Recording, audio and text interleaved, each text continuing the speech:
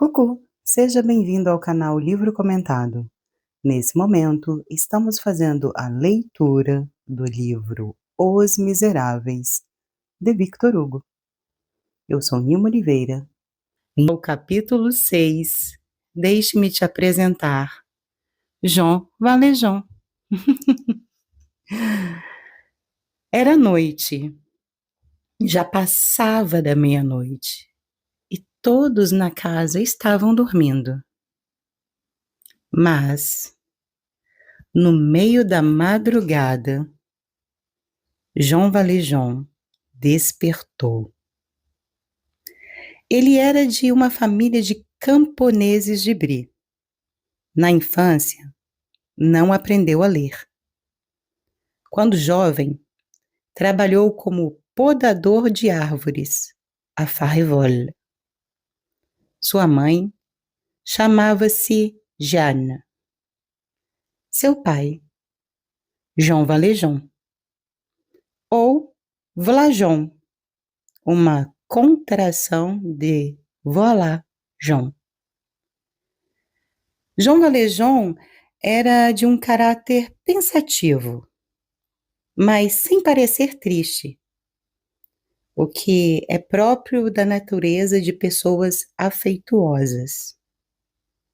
Ele perdeu ainda criança os pais, a mãe de uma febre, e seu pai, podador como ele, caiu de uma árvore e não resistiu à queda.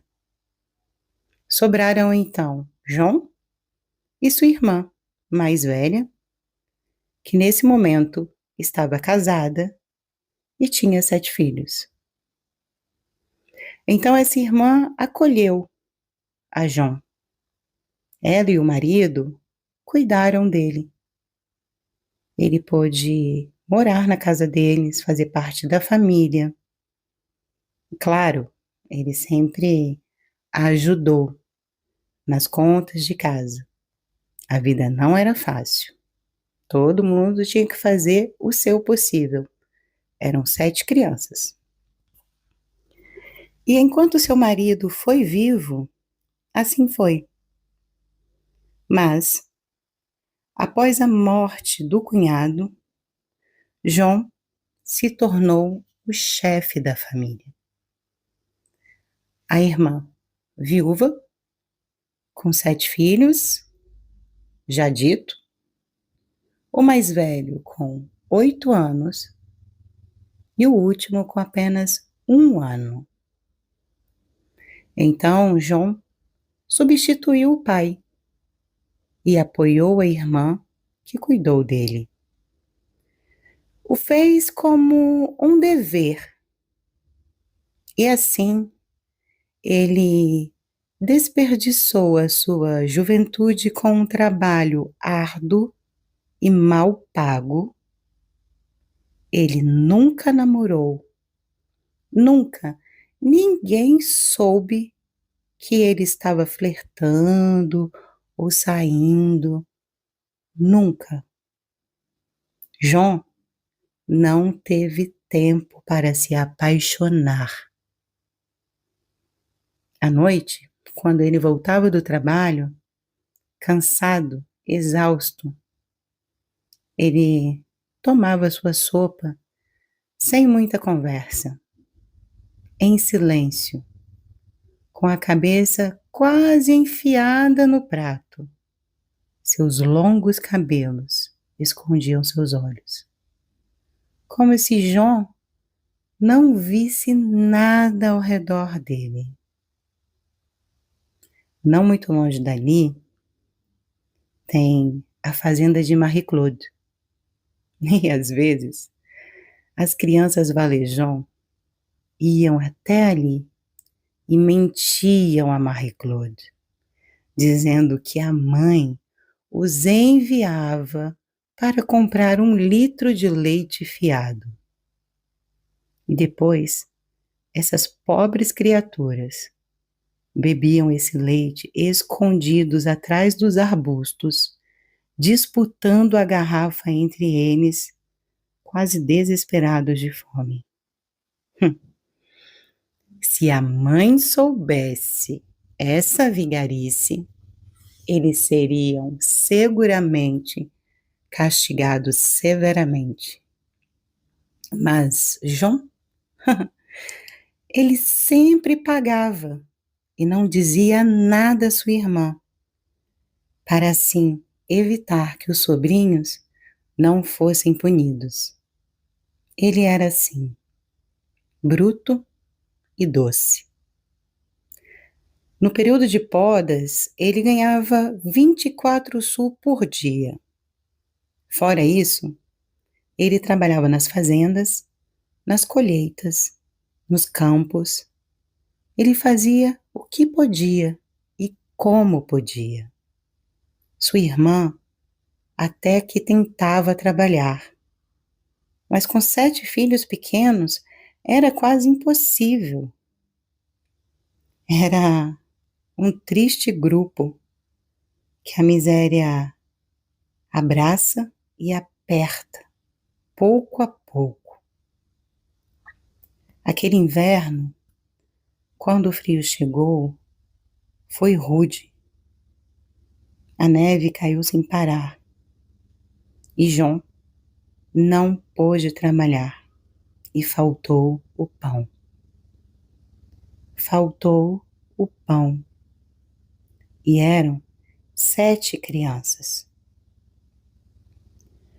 Um domingo, tarde da noite, Maubert Isabeau, padeiro a Faverolles, preparava-se para dormir, quando escutou um barulho forte. Ele corre até a panaria e chega a tempo de ver um braço passar pelo buraco feito na grade e no vidro com um punho. Esse braço agarrou um pão e saiu correndo. Isabeau saiu correndo atrás do ladrão e conseguiu o pegar. Ele havia jogado o pão, mas o braço estava machucado e ele ainda sangrava. Era Jean Valjean. Isto se passa em 1795.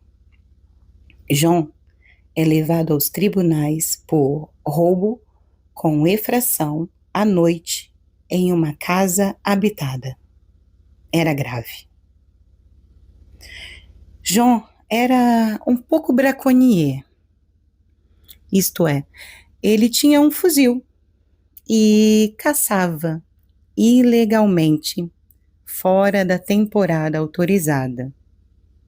E isso era muito, mas muito mal visto. Existia contra os braconniers um preconceito legítimo. Para as pessoas, braconnier, contrabandista e bandido era o mesmo. A única diferença era que um vivia na floresta, outros nas montanhas e outros no mar. As sociedades formam homens ferozes, porque são corrompidos, corruptos. A floresta, a montanha e o mar formam homens selvagens. Jean Valjean foi declarado culpado. Oh, que minuto fúnebre, quando a sociedade se afasta, lava as mãos e comete o irreparável abandono de um ser humano dessa forma. Jean é condenado a 5 anos de prisão.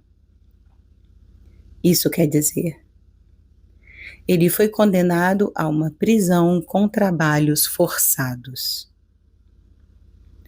22 de abril de 1796, Paris celebra a vitória de Montenotte, a primeira grande vitória do jovem corsa Napoleão Bonaparte. No dia seguinte, uma corrente humana, soldada a ferro, foi formada na prisão de Bicêtre. Os prisioneiros recebiam como uma coleira de ferro, que era soldada ao pescoço, com batidas de martelo e ligados um ao outro por meio dessas coleiras. Era como uma corrente de homens ligados um ao outro. Eu procurei saber um pouco mais sobre isso e o que eu percebi é que era a mesma forma como era feito com os escravos no Brasil, quando iam transportá-los com correntes. É parecido ao que faziam com os bandidos. Voltamos aqui. Bom, então eles seguiam assim, todos acorrentados para as prisões do litoral, que era onde tinham os trabalhos forçados. E em alta temporada, podia ser até 600 homens acorrentados assim. E eles seguiam de carroça por semanas até as prisões. João Valjean demorou, acho que 27 dias para chegar na prisão dele. Esse homem, o momento que ele estava sendo acorrentado, ele chorou tanto, ele tentava se explicar, ele tentava buscar compreensão, benevolência, misericórdia. Esse homem, ele chorou tanto, o desespero dele era tanto, e ele não parava de repetir que ele era um podador, que ele trabalhava como podador, ele tinha um trabalho. E ele abaixava e levantava a mão 7 vezes. E quem via, entendia que o que for que ele tenha feito, fez para alimentar 7 crianças.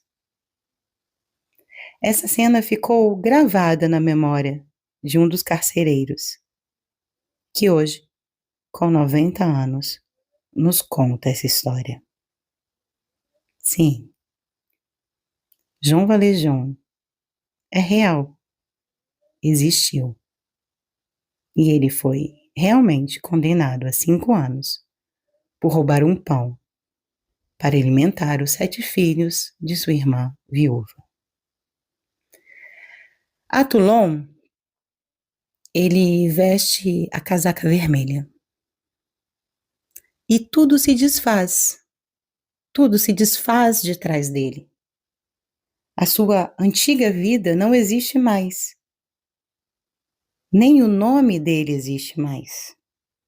Agora, ele é o número 24.601.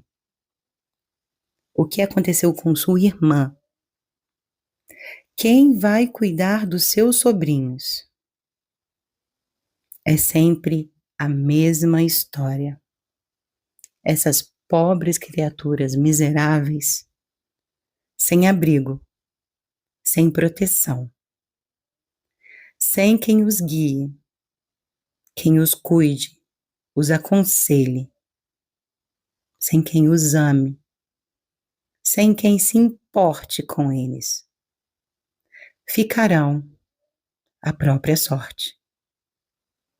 Esquecidos, invisíveis em uma sociedade sombria, partirão talvez da região, cada um por si, para tentar sobreviver a esse destino cruel. Depois de um tempo na prisão, João acabou por esquecer. Ele não pensava mais neles.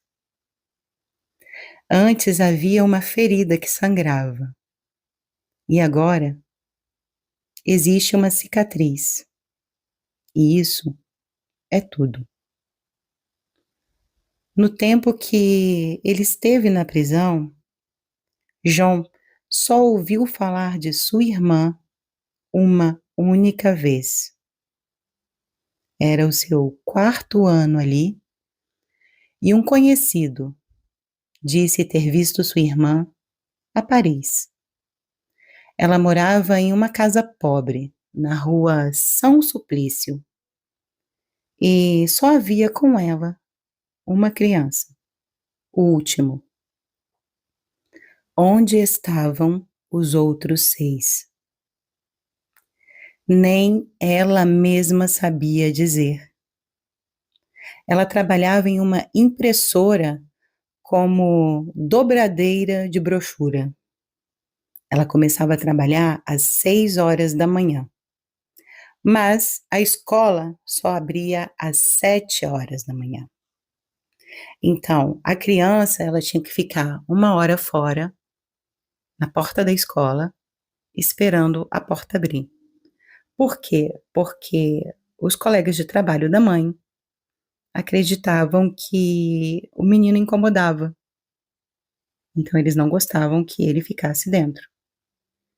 E mesmo nos dias de frio, no inverno, quando às 6 horas da manhã, às 7 horas da manhã ainda é noite, essa criança ficava ali, do lado de fora, encolhido, adormecido com sua mochila.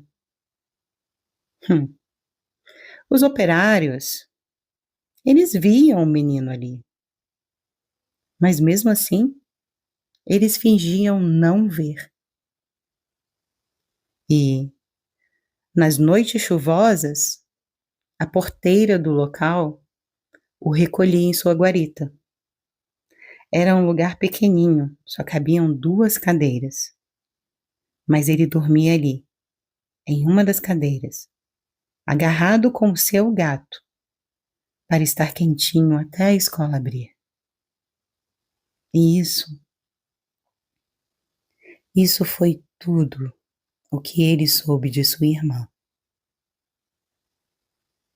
E na sequência dessa dolorosa história, eles nunca mais irão se encontrar.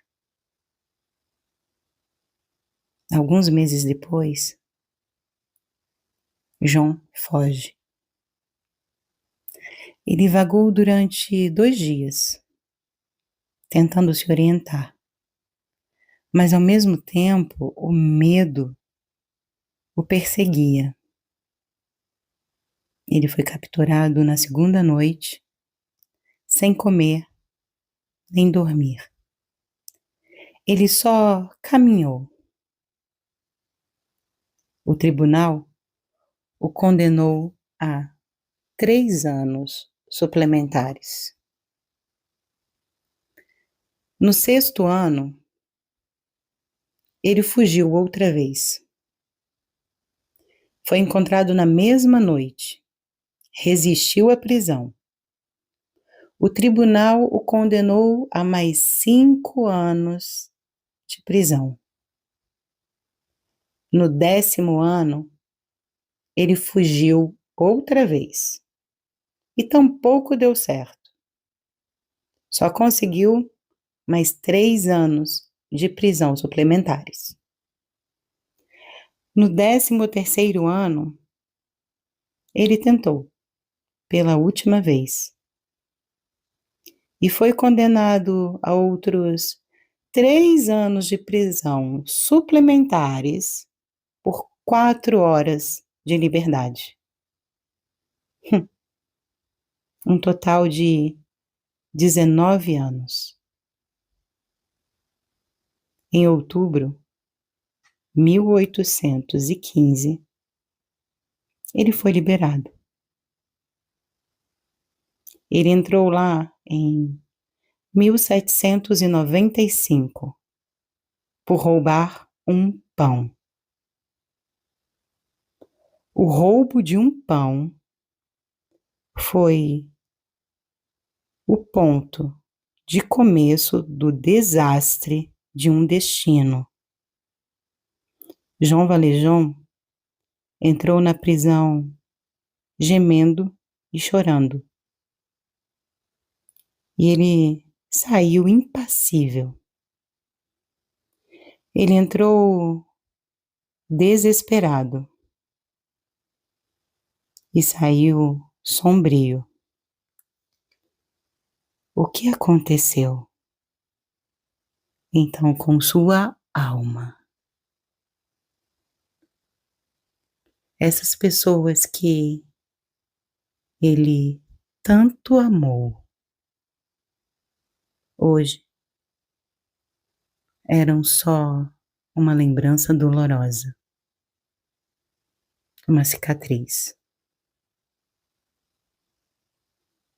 E esse é o final do nosso capítulo 6.